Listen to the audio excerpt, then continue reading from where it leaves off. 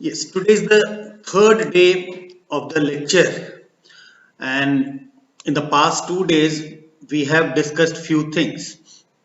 We started with various research methods. We also discussed how do you select your research topic. We moved on from selecting the research topic to research question, the question on which the researcher want to do research. We had discussion about literature review, how important is literature review for doing research, and if you don't do research literature review at a proper time when it is required, when it is expected from a researcher, then how researcher can land himself or herself in a trouble. Then we had some discussion on hypothesis. We discussed various research methods within the qualitative method. There was also discussion about quantitative method focusing mostly on survey research. So we have traveled so far in the last couple of days. We had spent 2 hours on each day. So it has been 4 hours of lecture in the last 2 days, and today we intend to go on for another 2 hours. So just to recap, we have moved from thinking of a topic to do research, discussing or finalizing the research question, doing the literature review. I'm saying hypothetically, you can assume that you have done all these in the last 2 days.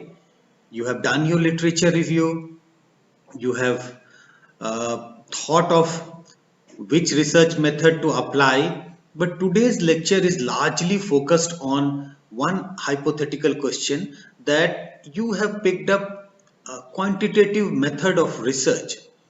So after finalizing your research topic, after finalizing your research question, after doing literature review, hypothesis, everything, you have collected the data, and you have collected the data using survey method. You decided as a researcher, I'm not saying that you have to decide to use a quantitative method.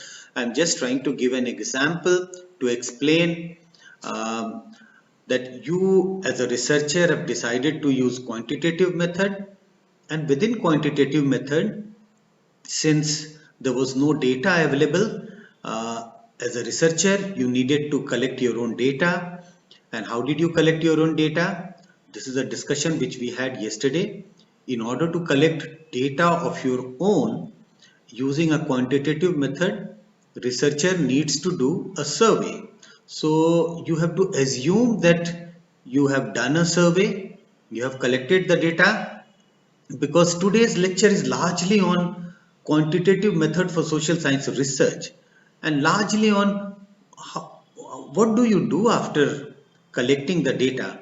But before that also I will try and explain the common confusion, because over the years, again I am repeating this, I have said this a couple of times yesterday and day before yesterday also. After interacting with research students across the country, I have figured out that there is a lot of confusion about quantitative method and qualitative method. And when I say confusion, there is a mixing. You normally people, the researcher unintentionally do a mixing, and mixing of not the right thing, mixing of thing which should not be mixed up. Like researcher want to do a qualitative method, but if researcher is using a case study method, but in order to collect the data, the researcher may have used a structured questionnaire which is not required. On the other side, researcher maybe researcher decided to use a survey method for data collection, but in the survey method of data collection, the researcher has not used a structured questionnaire. Maybe he's just taking down notes from different people, and these different people are also not sizable in number. They may be only 5 7 people whom the researcher would have talked about for data collection. This is not what is expected in a survey research. If a researcher uses survey research to collect data, the data must be collected using a structured questionnaire. That is essential. It is essential. It is an essential tool of data collection. Questionnaire is an essential tool of data collection in survey method. Questionnaire is not required for data collection in any of the qualitative method. When it comes to doing the analysis also, the tools which should be used for doing the data analysis in a quantitative method or in a qualitative method, researchers unintentionally do this mixing, which actually doesn't help the researcher to do the analysis the way it should be done.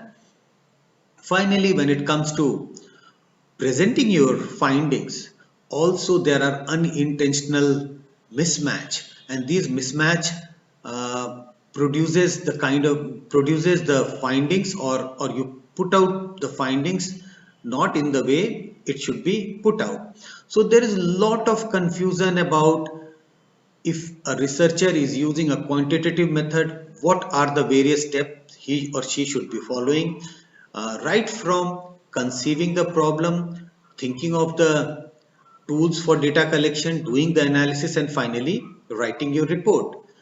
Similarly, if the researcher has picked up a qualitative method, what are the different forms of data collection, how the researcher should do the analysis, and how the findings based on a qualitative method should be produced or should be reproduced in your thesis. So there are lots and lots of confusion about that. So today, in the next an hour or so, a little more than an hour, I am going to explain this common confusion between quantitative method and qualitative method, and citing some examples. I will just try to explain how it should be done. Let me share the screen of a PPT as I have done in the last 2 days.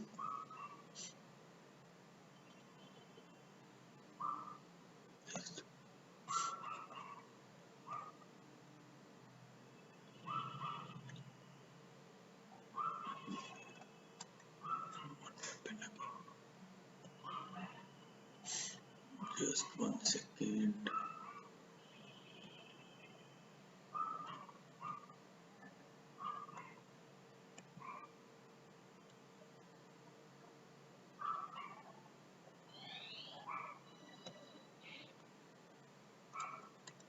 Yes. So let me begin by common confusion regarding quantitative method of research. What are the common confusion? For some people, it may look very preliminary, but based on my experience, I know that this preliminary things are also very important, and these preliminary mistakes are being done by many scholars across the country in various universities. First, I would broadly divide the confusion regarding quantitative method into 3 broad types. Confusion regarding research design. That if you are using a quantitative method, what should be your research design? Confusion regarding collection and data analysis.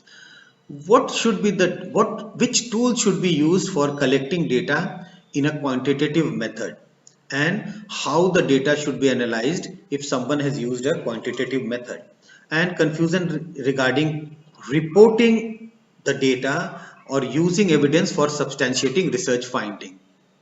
So all the confusion around quantitative method could be classified into 3 types. One, the level of research design. If researcher is using a quantitative method, what should be the research design? Confusion regarding how the data should be collected, which tool should be used for data collection, and finally confusion regarding the evidences, how the evidences should be put out when researcher is writing a thesis. So these are basically the 3 broad confusion. First, this is what we have discussed yesterday, that does quantitative method of research refer to doing a survey, and can one use quantitative method without doing a survey? Yes, we had a discussion yesterday on this.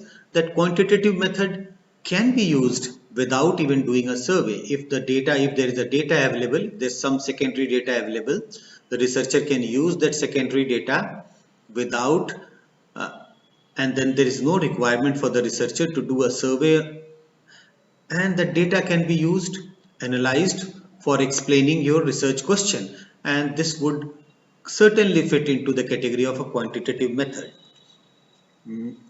Confusion related to nature of data collection or the method of data collection. In a quantitative method, can one do research without data? What is the nature of data in quantitative method, and what is the nature of data in qualitative method? I think again there are some confusion about what is data, and if I'm posing this question, can a researcher do research without data?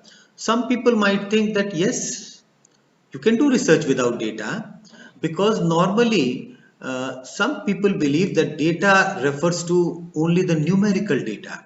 No, in research, any raw material which the researcher collects in order to explain his or her research question, is data for him.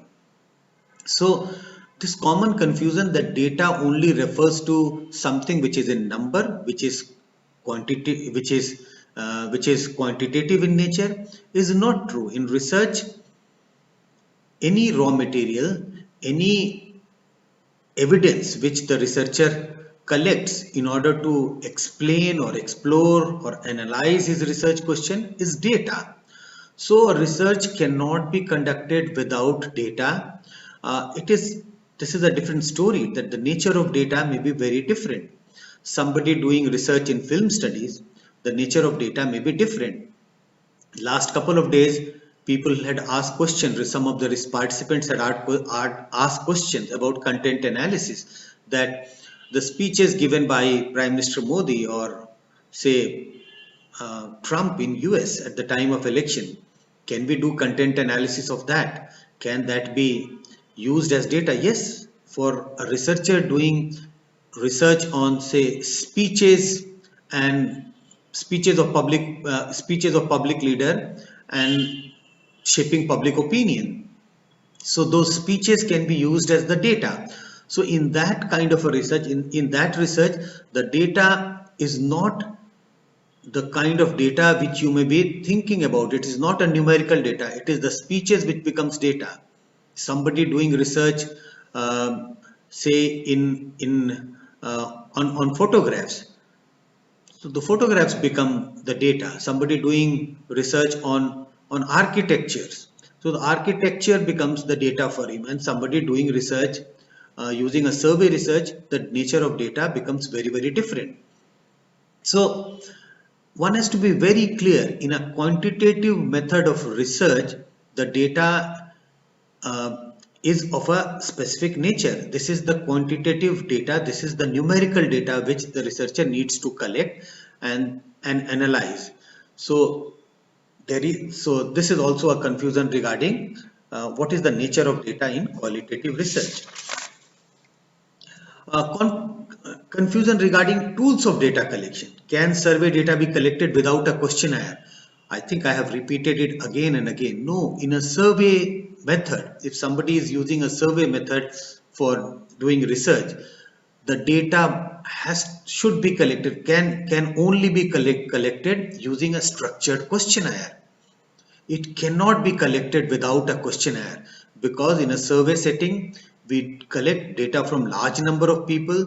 There is a requirement to keep uniformity, and the uniformity in how the question should be asked to people from whom we need to collect the data the question must be asked more or less in the similar manner. So in order to maintain uniformity, and it is important to maintain uniformity because in the survey data is collected by large number of people, and that uniformity can only be maintained if there is a structured questionnaire. When you appear for your exam, a structured questionnaire is given to everyone. It's not that people are given some hints that you can answer these 5 questions, any 5 questions in this field or in this subject, everybody is given a structured questionnaire, because there has to be a uniformity about the questions which students need to answer.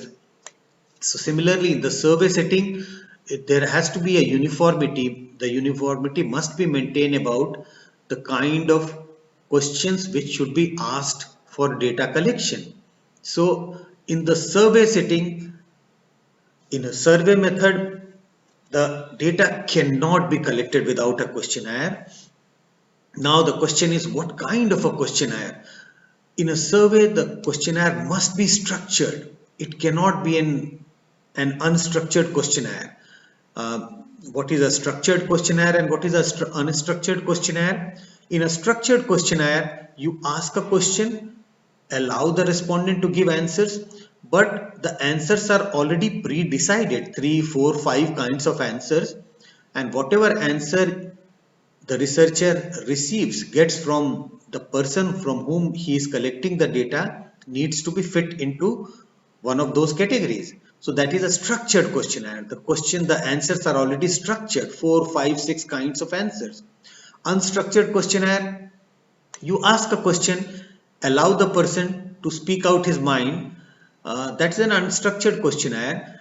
In a survey, you need to have a questionnaire which has large number of structured questionnaire. If you have too many unstructured, a researcher can have even a few unstructured questions, but open-ended questions. But largely, the questionnaire has to be structured in a survey setting. Again, why? Because uniformity has to be maintained. The researcher is collecting data from large number of people. It is not from one person, it is not from two person. And if a researcher collects data from say 500 people in a structured manner, it would be almost impossible for the researcher to analyze those data. So there has to be a clarity. In a survey, the data must be collected using a questionnaire. There is no other tool to collect data in a survey method. What kind of a questionnaire?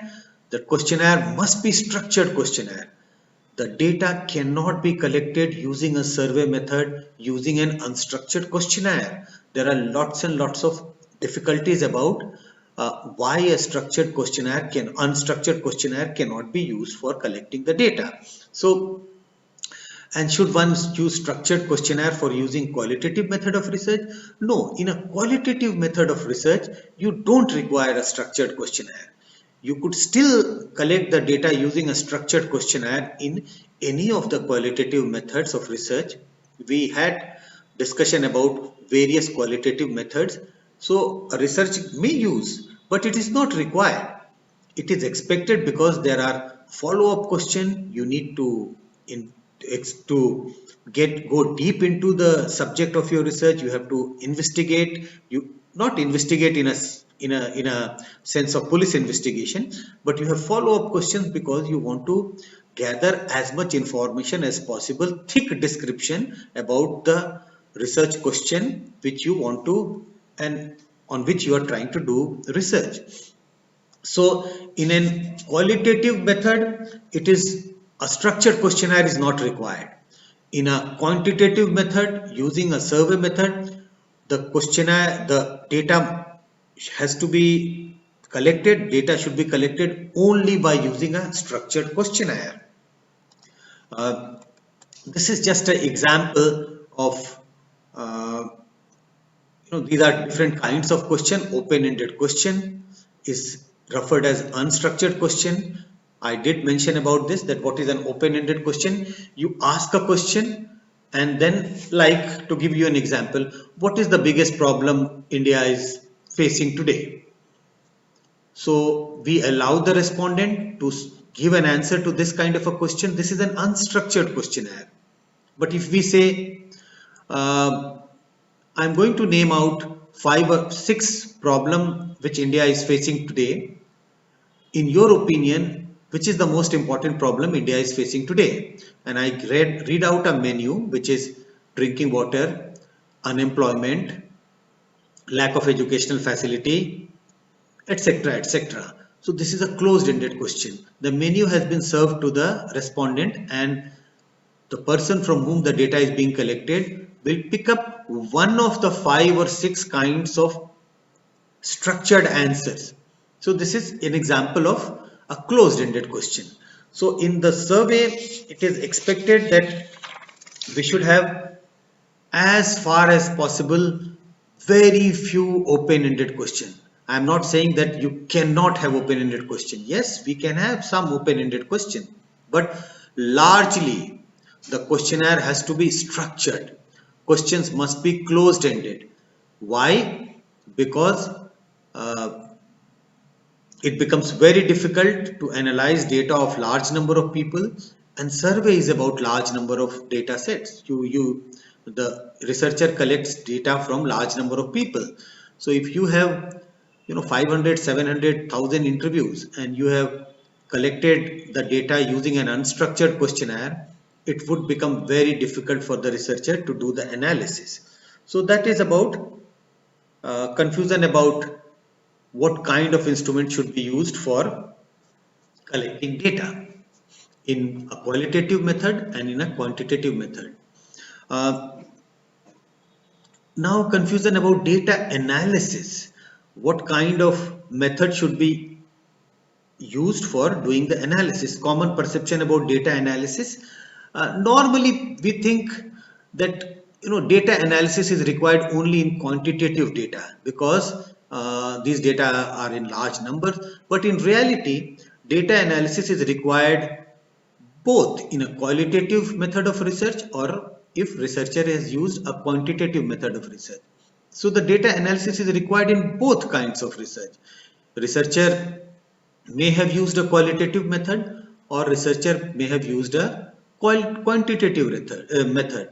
Once the data is collected, it is expected that the researcher will do an analysis of the data. It is a different matter that the nature of analysis, the tools of analysis of data in a qualitative method will be different compared to the tools and the method of data analysis used in a quantitative method. But remember, it is expected of the researcher to do the analysis of data which is collected, and as I said, data is almost mandatory for any kind of research because data is your raw material through which you try and analyze your research question. So once the data is collected by the researcher, either the researcher has used a qualitative method or a quantitative method. The nature of data may be different in a qualitative method, in a quantitative method. So that is why it is the tools for doing the analysis of the data collected through using a qualitative method would be different, and the tools and the method of doing the analysis of data using a quantitative method may be different. But the data must be analyzed by the researcher, whether researcher has used a qualitative method or a quantitative method. No confusion that data analysis is done only if researcher has used a quantitative method. Now, the technique of analysis may be different, but the whole idea is whether researcher has collected quantitative data or data which is of a different nature using a qualitative method. Data analysis is required to give meaning to whatever raw material has been collected, the material which has been collected by uh, the researcher. Now, this we have already discussed, that confusion related to data analysis, that uh, data analysis is required in both kind of research, whether it is a qualitative method or a quantitative method. I have been talking about data analysis for the last 5, 7, 10 minutes. What is data analysis? If we have to think of what is data analysis, why there is so much of stress on data analysis. So in order to just to define, data analysis is the process, the technique through which researcher gives meaning to the information collected from the respondent through fieldwork. And fieldwork, remember, fieldwork does not mean doing a survey. Any when a researcher tries to collect the data using different method, that's the field work. So data, what is data analysis? It is the process, the technique through which the researcher gives meaning to the information collected from the respondent. And respondent, who are the respondent? Respondents are the people from whom we collect our data, we collect the information through fieldwork. So this is data analysis, that it is the process to give meaning. When you are doing research, you have a research question, you need to collect data, and once you collect the data, what do you do with the data? That's your raw material. That's the raw material for any researcher. The data is the raw material for any researcher. Once the data is collected by the researcher, now it is expected that through that data, through that raw material, the researcher has to make an attempt. Researcher has to try to give meaning to the information which has been collected, and this the process of giving meaning to the information which has been collected by the researcher, that process is referred as data analysis. What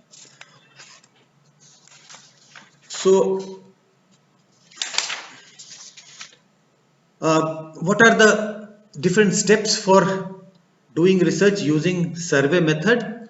We had a discussion yesterday. Sampling design must be appropriate, questions must be designed properly, data must be collected systematically, analysis should be done using software, and reporting of findings should be done in a neutral and in an appropriate manner. So these are the steps which needs to be followed by a researcher. If a researcher is willing, trying to use survey method. And when should a researcher think of using a survey method? Not because of his likes or dislike about survey method, but going by the requirement. If the topic requires researcher to do a survey method, to collect data using a survey method, then only researcher needs to think about using survey method for data collection. So these are the steps of which needs to be followed by the researcher if researcher want to use survey method for doing research. Sample design must be done properly. Questionnaire must be designed in an unbiased manner. Data collection should be done systematically. Analysis should be done using software, and the stress is on software because in survey method the data is collected from large n is the sample size, and if the data has been collected from 500 people, 1000 people, even 300, 200 people are large enough, a data size to be analyzed or to large enough not to be analyzed manually. You need some software to analyze. There are different software for doing the analysis of data. So in a survey method, in a quantitative method, data should be analyzed using computer and software, and finally reporting of the findings should be done in a neutral and in an appropriate manner. What are the common problems about survey method? Samples are not drawn randomly. Samples are mostly biased. So these are the difficulties, or these are the problems in survey method. When researcher applies a survey method, samples are not drawn randomly. Samples are mostly biased. Convenience. If you apply a convenience method of sample selection, that why did you select Muzaffarnagar as your area of study, the district of study, only because I belong to that district and my village is in that district. So sample selection in a biased manner, we are not sure whether the research should have been done in that district or not. Questionnaire not designed properly to suit the requirement of the survey. Data collection often done at the convenience of researcher, and analysis and reporting the findings are not done as required in a survey method. So these are the problems of these are the common problems researcher either intentionally or unintentionally, and I would I would be happy to believe that most of these problems or most of these errors done by researchers are unintentional because they don't know whether the questionnaire they have designed is proper or not, biased or not, but unintentionally they end up designing a questionnaire which may not be an appropriate tool for data collection. So these are the areas where a researcher can make make an error while using survey method for his or her research. So just to give an example of what could be an error in sampling, just a broad example, and what could be an questionnaire which may not be appropriate for doing the survey. So suppose a researcher says that researcher is trying to do a sample of a survey of the adult Indians. So somebody has selected, a 1 lakh sample, but it is largely urban educated men. And other researcher has selected 3 lakh sample, but only internet user. The responses were taken, the survey was conducted, the questionnaire was administered only using on internet. And there is another researcher who has selected a sample of 15,000, but these are cross section of adult people in a face-to-face setting. And all the three researchers says, I have done a survey of the people of India. And this is about sample frame not being appropriate, sample being biased, largely urban educated men. These are not the only Indians. So this will be an example of a biased sample because all the Indians don't live in urban areas. They are all not all educated. Similarly, if somebody says, I have done a survey of the common Indians and the survey has been done using internet, this is not the sample. This is not the right sample frame because only a tiny section of Indians use internet. So the sample has been restricted only among internet user. So this is an example, just crude example to say how the person who is collecting the data using internet may not be doing it intentionally. He or she may have thought that, okay, this is the best way, but unintentionally the researcher has made a mistake that the sample frame is not what represents the people of this country. This is an example of, you may not be able to read this, just an example of not a good questionnaire because you can see these are haphazard manner, no introduction, purpose of the study is not specified, no question numbering. This is very haphazard. Again, just to give you an example of a questionnaire which is not designed properly. Sorry, as I am saying that you may not be able to read this. There is no requirement to read these questions, just to give you a glimpse of a haphazard question and just to give you a glimpse of what looks like a more systematically designed questionnaire. You might think that this is a questionnaire which we had designed for a survey conducted in 2004, but this can pass the test of a properly structured designed questionnaire in any country, any university in the world. This is a properly designed questionnaire. The questions are numbered, there is an introduction, the boxes are meant for what we call coding after the survey is completed. The answers are already pre-coded. There is a open-ended question. You can see question number 11, which is an open-ended question, but in the entire questionnaire you will find maybe one or two open-ended questions, not more than that. Most of the questions are open, most of the questions are pre-coded. So this is kind of an example of a well-designed questionnaire. I'm not saying that this is the best questionnaire. This is only about how do you design the questionnaire. So this is about how the questionnaire should be designed. Just 1 second.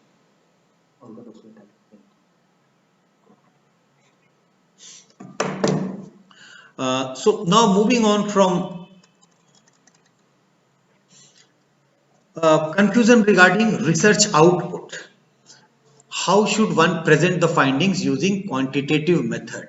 and what is the basic difference between in reporting the quantitative data and qualitative data collected from qualitative method. So this is the core. I'm moving into the heart of today's discussion, that what are the common confusion. I'm not saying that whatever I have explained was not useful. I think in my opinion those were also very useful, because these are common confusion. I have come across many scholars who would say I'm using a survey method, but they design a questionnaire which is not at all appropriate for a survey method. On the other hand, people say that I'm trying to do a case study, but they would land up having a discussion with the respondent using a structured questionnaire which is not required. So these are common confusion regarding which tools to be used in a quantitative method or in a qualitative method. So these are common difficulties. Now I'm moving on to the big difficulty regarding how do you report the data in your thesis if you have used a quantitative method or if you have used a qualitative method. Lots and lots of confusion, lots and lots of mistakes regarding that. So now quantitative and qualitative data generally, and then I will give you lots and lots of examples to explain this. So if a researcher has used a quantitative method of research, the research output, the data analysis is done in order to arrive at figures and to give numbers. Mostly the research output would be in numbers, and in a qualitative method it will never be in numbers. Remember, this is the basic difference. Quantitative method of research, always the research output, the findings must be reported in numbers. In a qualitative research, the findings should never be reported in numbers.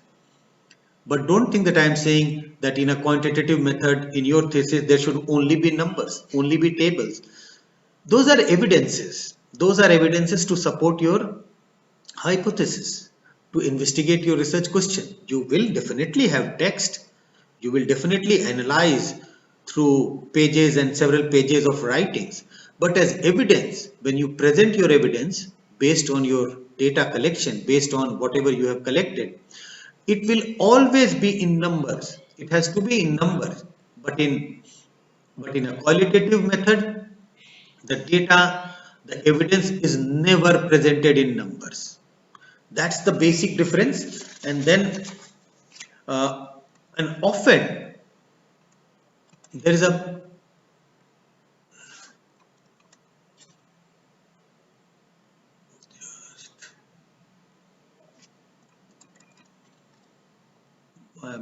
sorry, I am unable to move the screen.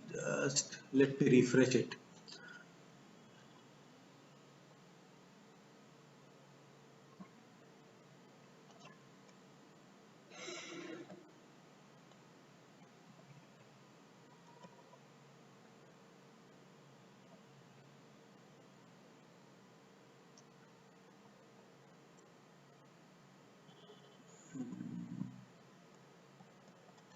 Just 1 second.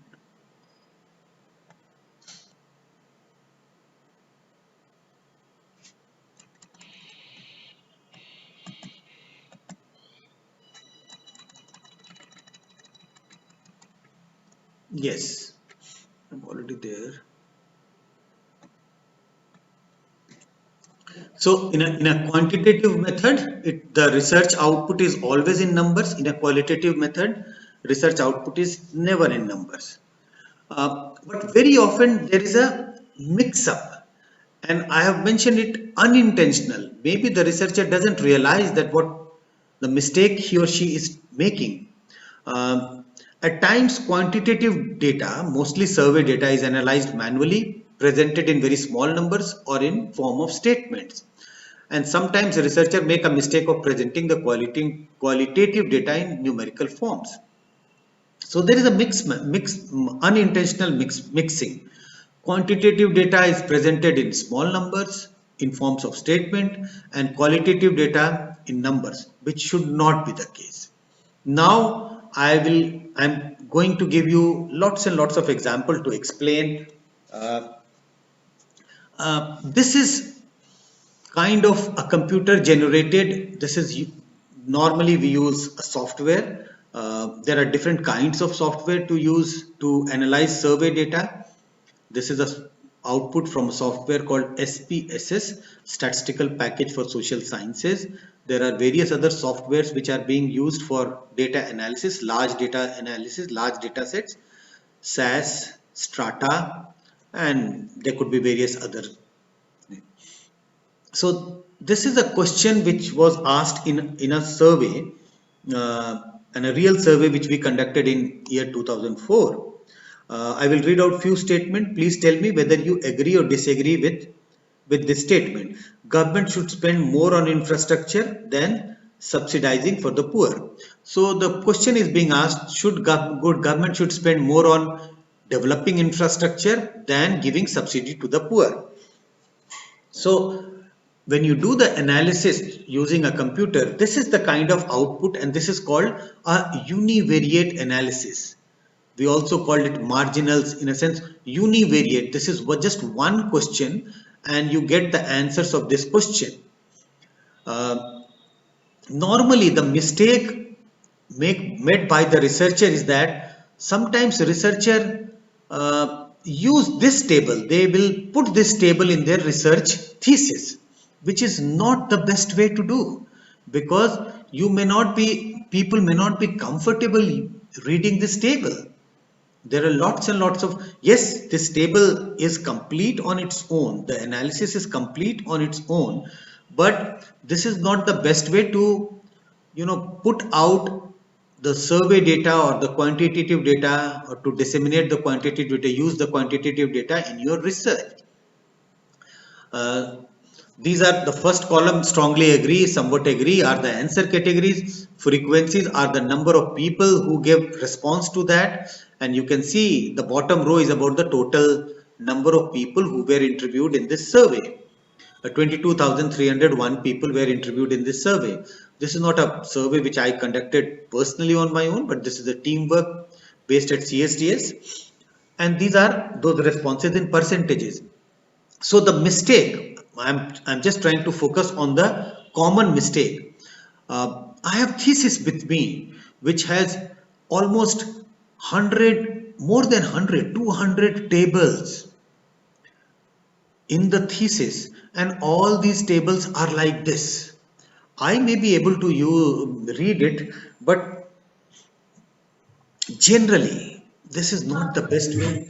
This is not the best way to disseminate, or this is not the best way to put out survey data in your thesis, because it is not readable. So what could be the appropriate way? You need to do data cleaning, and I will give you lots of examples of. There is a need for data cleaning. You need to clean the data, pick up the most relevant ones, and use only those most relevant ones while writing your thesis, preparing charts, preparing graph, or when you are trying to mention that in your writer.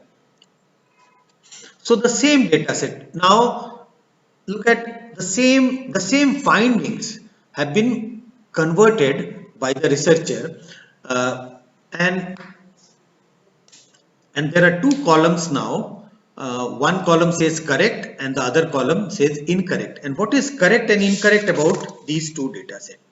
So it says in the correct style or the correct form of reporting the findings using a survey method or in a quantitative method. In a national survey conducted by Lokniti CSDS, 48% of people agreed that the state should spend more on infrastructure rather than giving subsidy to the poor.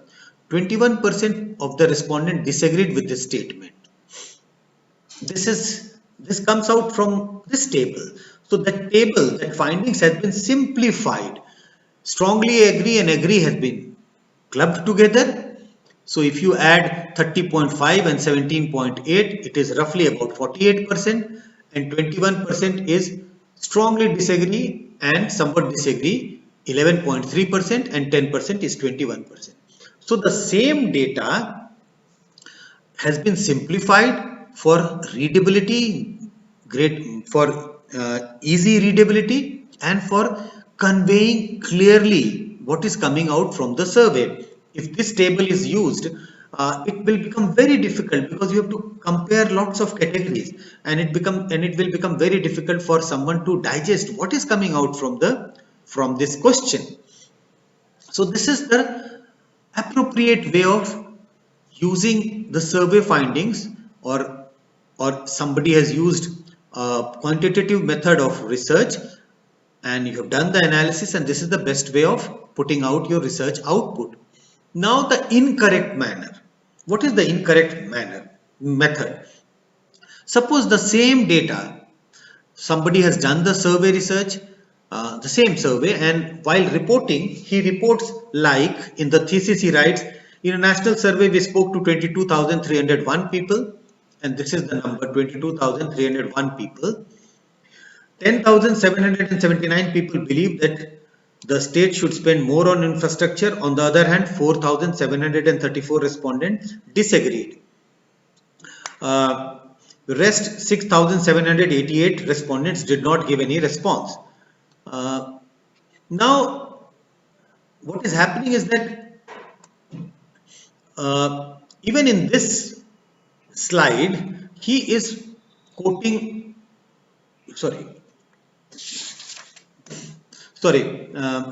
I read out a different one. So what is that incorrect one? I traveled across the country and spoke to people about state spending on infrastructure and subsidies. Many people think that the government should increase its allocation towards strengthening infrastructure in the country. Now, the problem is the researcher has used a survey method, and it is expected that when you use a quantitative method of research, the output must be presented in forms of numerical values. So it has been presented in numerical values, 48% and 21%. This is a thick description which is on the right hand side on the screen. The thick description that, I spoke to many people, etc., etc. This is not the way to present findings based on quantitative method. This is the way this kind of output can be presented if researcher has used a qualitative method of research, not in a quantitative method.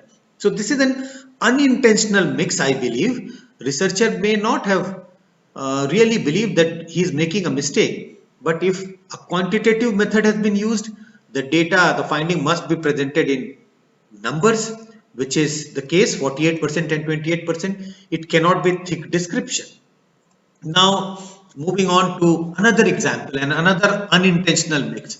Same question, and it says 48% people agreed and 21% people disagreed.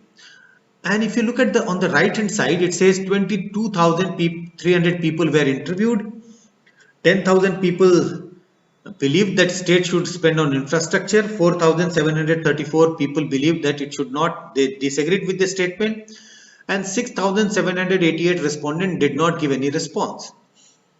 This is an incorrect way of presenting the findings based on a quantitative method. You might think that why this is an incorrect way. It is incorrect because when we deal with large data sets, large number of people, the findings should always be presented in percentages, not in actual numbers. Because if researcher keeps presenting the findings in actual numbers, it will be very difficult to digest, to compare, and even to remember. If you recall, when you look at the survey, when you look at the census data, we know from the census, and I can cite some examples from the census. We know that in India there are roughly 49% women and 51% men. Just giving you an example, in India there are roughly about 13% Muslims are in India. India is roughly 70 2% rural and 28% urban. But we never cite the numbers that in India, out of 139 crores people, so many people live in urban India and so many people live in rural India. So many people are graduate and so many people. When I am saying so many people, it is never cited in numbers. We always cite in percentages. Why? Because these are very large numbers. We will say in India there are only 10% graduates, 40% are still uneducated. We never say that 500 or say 50 crore people are still uneducated. We never say that. We always cite that we always cite the numbers in percentages. So this is the common mistake, and this why this mistake is made by the researcher, because a mistake has been done even earlier by the researcher. Maybe the researcher has done a survey of only very small number of people, only say 18 people, 20 people, 16 people, and then while reporting the findings, the researcher ends up reporting the findings in actual numbers, that out of 27 people whom I interviewed, 11 people say this, 12 people say that. So there is a double mistake. First, researcher ended up doing a survey of a very small number which he should not have done. Second mistake, now the findings is being reported in actual numbers while the findings should have been reported in percentages, because we deal with large numbers. So this is the another mistake based on unintentional mix, we can say intentional, unintentional, but this is the mistake committed by researchers, unintentional, intentional mix in survey method, using a quantitative method and a qualitative method. Moving further, again the same question, and this is now labeled as correct and inappropriate, and you can see what is the basic difference. Only the basic difference is that in one table it is all rounded off. Strongly agree 31%, somewhat agree 18%, and on the table which is on the right hand side, it is in decimal point 30.5, 17.8.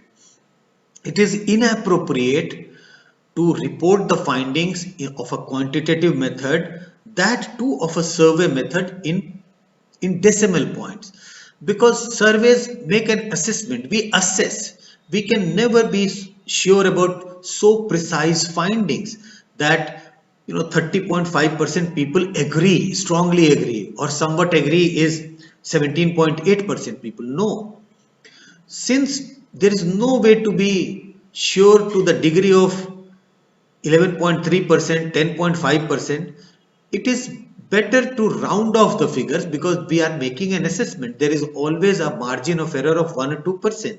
So why to report findings in decimal points? It is better to report the findings rounding off the figure.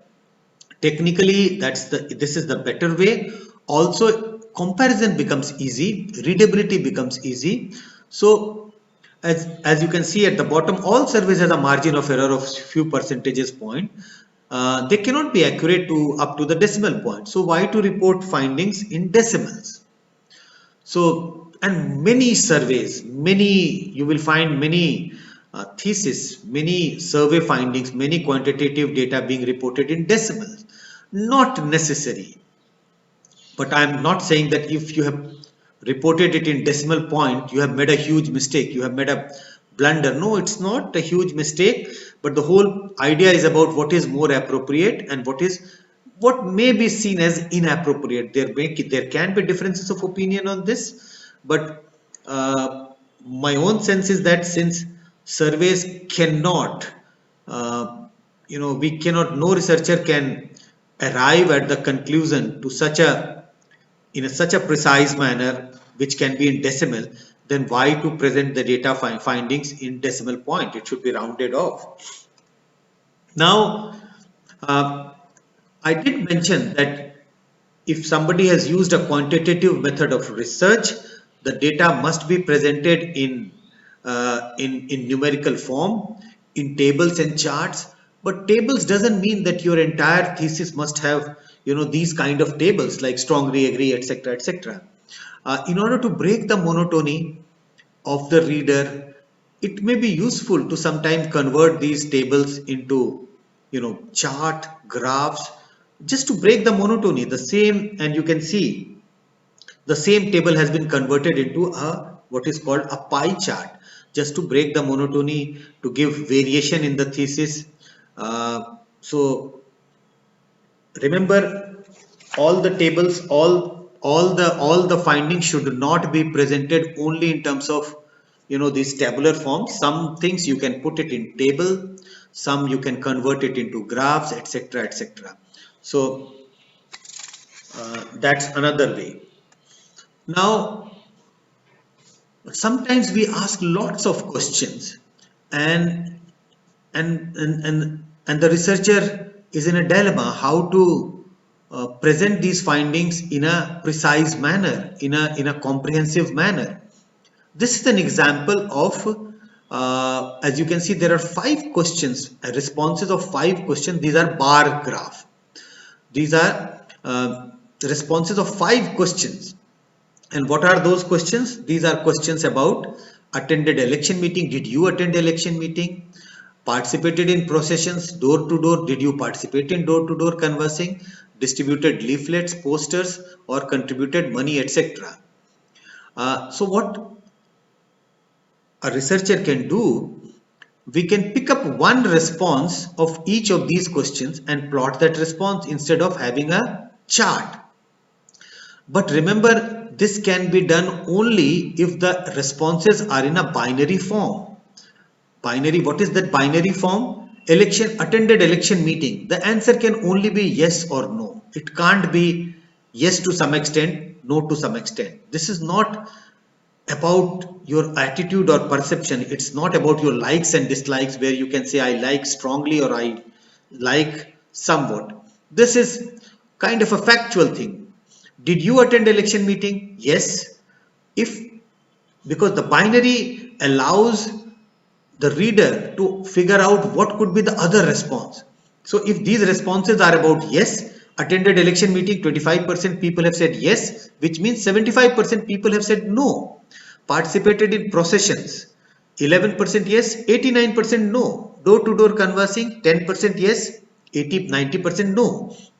So this is a way to compress findings of various questions into just one table. But remember, you have to be very careful. Don't try, and if there were 3 kinds of responses, imagine a question in which there are 3 kinds of responses, and I get a response in this table. It is only one response is reported as 25%. I don't know what are the responses for the other 3 kinds of responses. What percentage of people have responded? What proportion of people have given the 3 different kinds of answers? So remember, be careful. Only those questions can be clubbed and put in one format, if the responses are of a similar kind, and mostly if the responses are binary. Up till now, I have given you examples, all the examples from what we call univariate analysis. Uni means single, variable means one question. So these were all responses from one question. Yes, no, agree, disagree. These are all responses. Yes, no, yes, no, yes, no.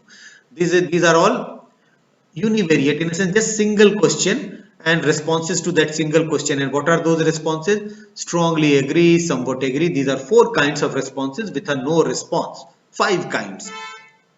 And this is about yes, no binary. This is not binary. There are 4 kinds of responses. But these are all just one question, single question. But in a quantitative method, if a researcher only ends up reporting univariate analysis, just you report yes, no, agree, disagree, etc., etc., this is not expected. This will not pass the test of a good quality of analysis. We need to figure out the relationship of one question with another. If we are saying, if I look at this question of strongly agree and disagree, then people would ask question, what is the response in rural India and what is the response in urban India? What is the response on this question among educated Indians and uneducated Indians? So it is expected from a researcher using quantitative method to go beyond this. Like in a qualitative method, it is expected of the researcher to explain things. You cannot simply cite data. Similarly, using a quantitative method, it is expected from the researcher not to just present univariate analysis, not to present this simple, very simple findings of the question, but it is expected that there would be further analysis of these questions. You need to look at the relationship of one question with another, maybe the relationship of this question with the social background of the voters, the social background of the people, etc., etc. So how that is done, that analysis is done, and how that should be presented, because that becomes more clumsy in a sense. So, and just to give an example, what are the differences between voting of the uh, uh, Dalit and upper caste in India? Do rich people tend to support a shift in government expenditure from and subsidies to infrastructure? Are laborers and small traders against foreign direct investment? So these are examples of finding out a relationship of one question with another. And as a researcher, if you're writing your thesis, if you're writing your research,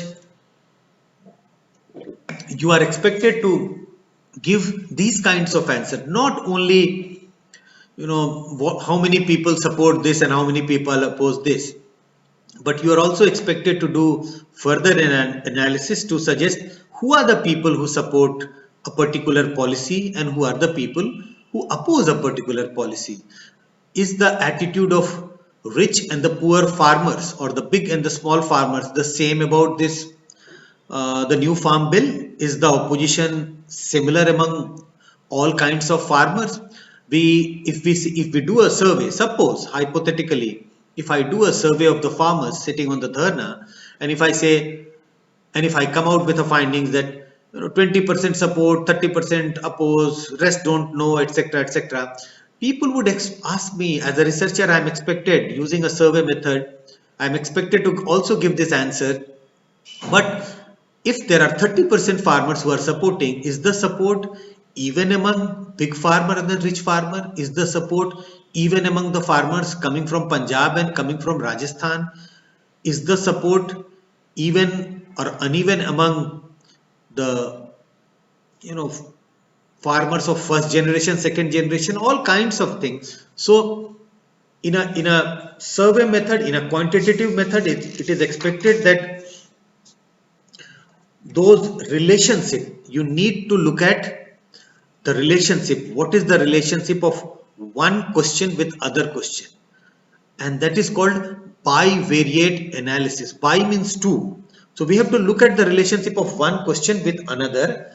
So now I will give some examples of the computer output. Remember, I have said at the beginning that there is a need to clean the data.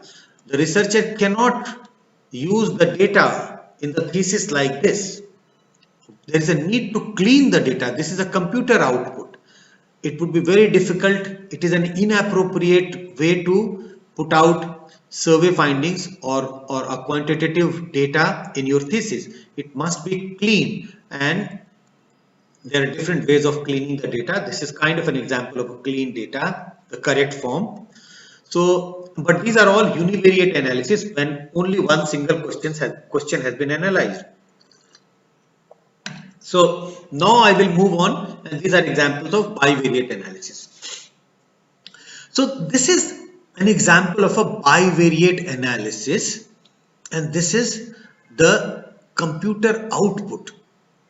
This is the computer output of the data, and you can see clearly what are the two variables. One variable is the party, which is Congress. Congress allies, BJP allies and other parties. That's one variable, one question. Whom did you vote for in the 2019 Lok Sabha? So now I am using some data from the 2019 Lok Sabha elections for which we did our own survey. And what is the other variable in the bivariate variable? The other variable is the caste group. Upper caste, OBC, SC, ST, Muslims, others. You might again pinpoint to say, oh, but Muslims are not caste. I just gave an example. You can say caste community. It is also written caste community. So this is an analysis, a bivariate analysis of two variables. Which caste have voted for which party or which alliance in what proportion? What proportions of Dalits actually voted for Congress and what proportion of Dalits voted for BJP. So this is the computer output of a quantitative data. This is a survey data, and in this survey, this is a data set of 20,841 people who have been interviewed. At least they have responded on this question. Imagine if this output is placed in your thesis, one page of the thesis or half a page of the thesis is occupied by this table. Is this the right way? No, this is not the best way of using computer output, using a quantitative data or reporting the findings of a quantitative method, doing an analysis. This is not the best way. Why? It is very difficult to make comparison. It's very difficult to read this data. So it needs to be cleaned. The researcher may think that he or she has shared everything with the supervisor, with the examiner. Everything has been put up on the table. Now it is for the research, for the supervisor and the examiner to pick up the relevant data. They should look at the relevant data and they should figure out whether it is correct, incorrect, etc. But that's not the best way. There is a need to clean the data, and this is an example of the same data has been cleaned. The relevant data has been picked up and it has been put up in a simpler table, and now you can read this table. This is very clear. You can read it very clearly. Same bivariate analysis, party and social groups, and you can now very easy to read how upper castes have voted in 2019 elections. 12% among upper caste voted for Congress, 52% voted for the BJP, 5% for Congress allies, 7% for BJP allies. If we look at the OBCs, 44% for BJP and 15% for Congress, and 7% for Congress allies and 10% for BJP allies. And there is a category called others. All other parties are placed there. Among the Muslims, 39% for Congress, 8% for BJP, Congress allies 12%, BJP allies 1%, and others, which constitutes very large number of parties, Samajwadi Party, BSP, Trinamool Congress, large number of parties are there. This is an example, and I must tell you, this is an example for a real survey which was conducted by CSDS in 2019 election. You might agree, disagree with these findings. We can discuss that on some other platform.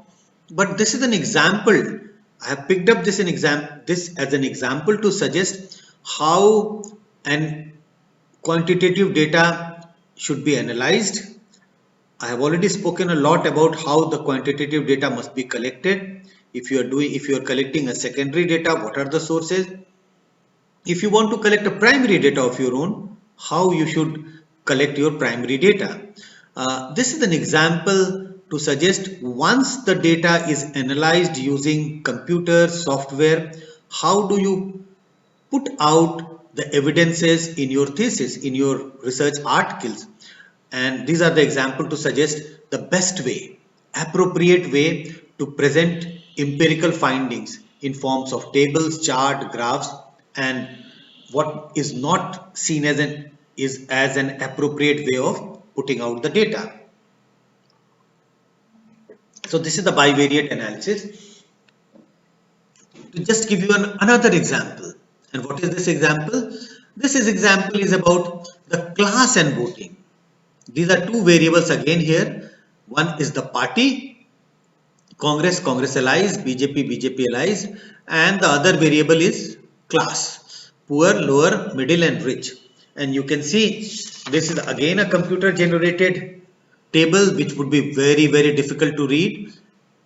I am repeating it again. This is not the best way to put out the data. You should not be using this kind of an output in your thesis or in your article.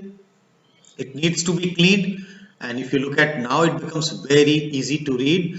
The same one, the relevant information has been picked up from this table.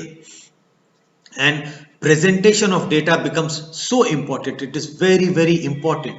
You should not think that I have put up everything on the table and now it is up to the examiner to figure out which is more important and which is not more important. We do this small things, we take care of these small things even in our day-to-day life, but may not be giving so much of attention to these things when we are doing our research. Just to give you an example, if you have invited your friends who are coming to your house, after a very long time, your schoolmates coming to your house after 20, 25, 30 years, and you have cooked various kinds of dishes. What do you do at the time of serving? And you have cooked the dishes in very big utensils, but there is a way to serve. You don't put everything on the table in the same dish in which it was cooked on the dining table only because you like your friends very much and you want them to eat how much they want to eat, and the 7 or the 8 kinds of dishes you have prepared, you don't put everything on the table for them to decide what they want to eat, etc., etc. There is a way to serve things. What do? You pick up the utensils which can be placed on the serving bowls, which should be placed on the table, and you place on the table all the foods. You will place all the 5-6 kinds of items which you have prepared, but in a serving bowl in a nice manner. It will be placed on the table. This is what is to be done even in the research. Once you have done the analysis, this is the output. You don't put out the entire output in the thesis. You have to figure out which are the most relevant findings, and you will pick up those most relevant findings and use it while writing your thesis. So these are all bivariate analysis. And which are the two variables? In this, the two variables are party and economic class. We need to move further, which is called a multivariate analysis, in which there are more than two variables. This is another example of a multivariate analysis. What is this example? And what are the three variables? There are three variables in this table. One is party, the same Congress, Congress allies, BJP, BJP allies. The other variable is class, poor, lower, middle, rich. And there is a third variable which I have used now, which is locality, rural and urban. And again, you can imagine if this table is used in the thesis or in your research article, it would be extremely difficult for anyone to digest. What is coming out from this analysis? What does this analysis suggest? So again, stressing the point, it needs to be cleaned, and the relevant data has been picked up from that mega table, and this is the relevant data. Economic class among the poor. How did the poor vote? So urban poor 21% voted for the Congress, and the rural poor 16% voted for the Congress. So we have moved further ahead. moving from bivariate to a multivariate analysis, not only looking at this table of class and vote, but we have further bifurcated the class into locality, urban rich and rural rich, urban poor and rural poor. So this is the way to present the data. Now I have already given you examples of univariate analysis, bivariate analysis, multivariate analysis, in which we have used three variables: class, locality, and the party vote. Now, if one needs to do an analysis of multiple variables, and I will give you an example to explain. If we look at the 2019 Lok Sabha elections, BJP registered a massive victory. And we keep saying, the urban people voted for BJP in a big way, educated voted for BJP in a very large number. BJP also got a lot of Dalit vote, also got a lot of tribal vote. Young people have also voted for BJP. BJP has also got a lot of vote among the upper caste. The point I'm trying to say is that all these 5-10 indicators suggest that BJP got lots of vote among these people. But if the question is being raised that among these 5 or 10 kinds of people, or these 10 kinds of things which goes in support of BJP, what was the most important factor for BJP's victory in 2019 among the 10 factors which you are mentioning? That rich have voted for BJP, educated have voted for BJP, women have voted for BJP, urban have voted for BJP, upper caste have voted for BJP. But the question is asked, among all these factors, which is the most important factor for BJP's victory in 2019? We can use this example for other kinds of research as well. But I'm just taking an example which is there in the slide as well. So this is kind of looking at relationship of more than 3 variables, 5, 6, 7, 8, 10 variables, and trying to figure out what is the relationship of all these factors among themselves. Whether BJP got benefited more from the vote of the rich or the urban people or the educated or among the upper caste. So out of these 5 factors, which was the most important factor? So that kind of analysis is also expected for different questions, also that kind of an analysis is expected. So what we do, there is a analysis, there's a kind of analysis which is called regression. What it does, it just regresses, it puts all these variables together and जो कहते हैं निचोड़, and brings out the output. In a sense, you put all these variables together to figure out what is the relationship of these variables among themselves. So that is a regression table.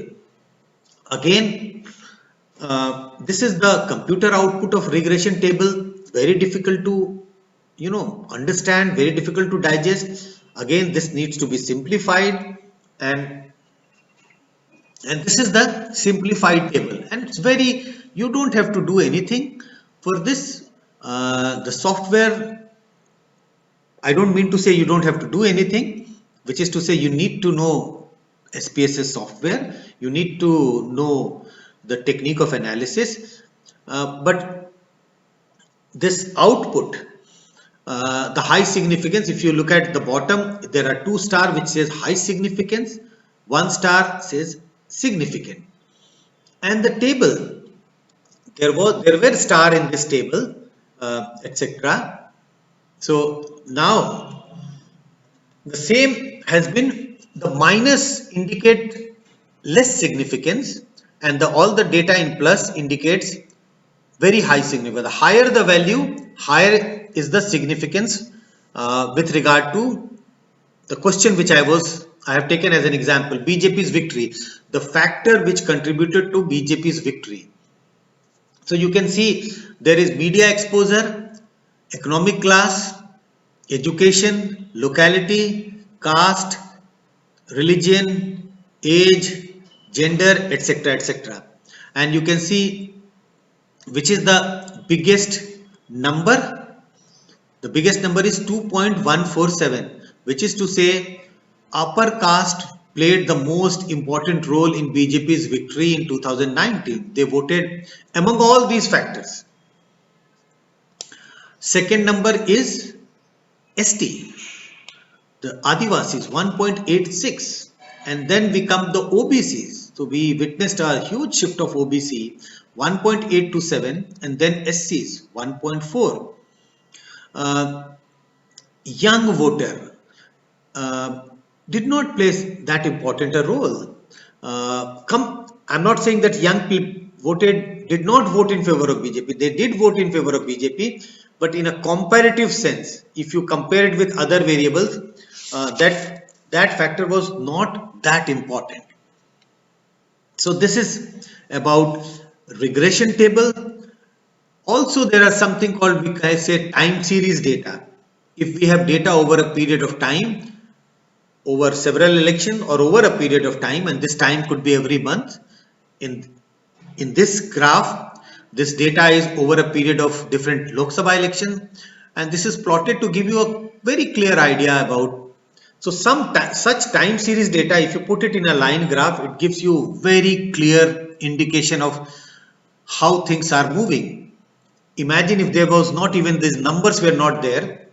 From the movement of the graph, from the movement of these two lines, you could have figured out whether BJP's support among the Dalits is going up or going down, and BJP's support among the Congress has gone up or gone down, even if the numbers were not mentioned, like 34, 30, 26 or 14, 14, 12, and then 24 and 33, 34.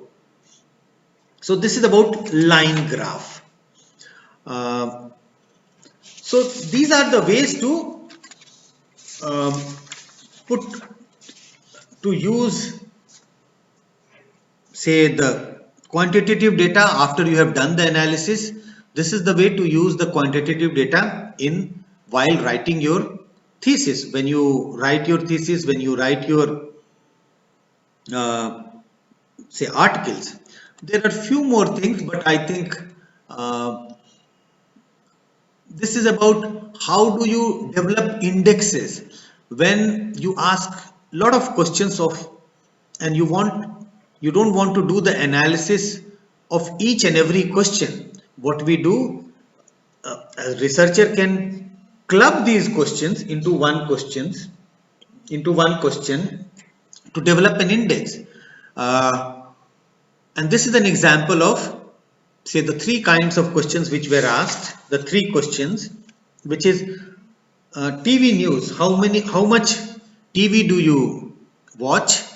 Newspaper, readership of newspaper, news on radio, and similar kinds of responses were the similar categories: daily, sometimes, rarely, never; daily, sometimes, rarely, never for newspaper; and news on radio, daily, sometimes, rarely, never. So in order to minimize the number of tables in your thesis, and if you do the analysis for first TV viewership, newspaper readership, and listening to news on radio, it might become very, very difficult. So all these three questions have been clubbed together to develop an index of media exposure. There are different ways of developing this index, but just to give you a sense of the three questions, if the questions are of similar nature, responses are of similar kind. Suppose the TV viewership was in daily, sometimes, rarely, never, and newspaper was only yes and no, then developing an index may be very difficult. But since these are all, the answers categories are all of a similar kind, all those have been put together to develop an index. So it allows it allows the researcher to do the analysis of his or her responses to different questions based on media exposure.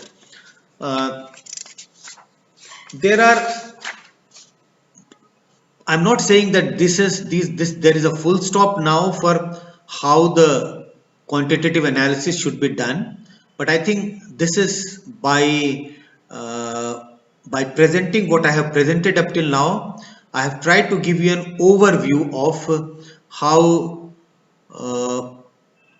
if somebody is using a quantitative method and a qualitative method, what precautions or what caution should the researcher take in designing the research questions, selecting the tools, research method, using the tool for collecting data, how the data should be analyzed, what tools should be used for analyzing the data in a quantitative data and in a qualitative data, and finally how the data, how the evidences which is collected using a survey quantitative method or a qualitative method should be used by the researcher while writing the report. So thank you very much. I would stop here and try and answer to some of the questions. Thank you.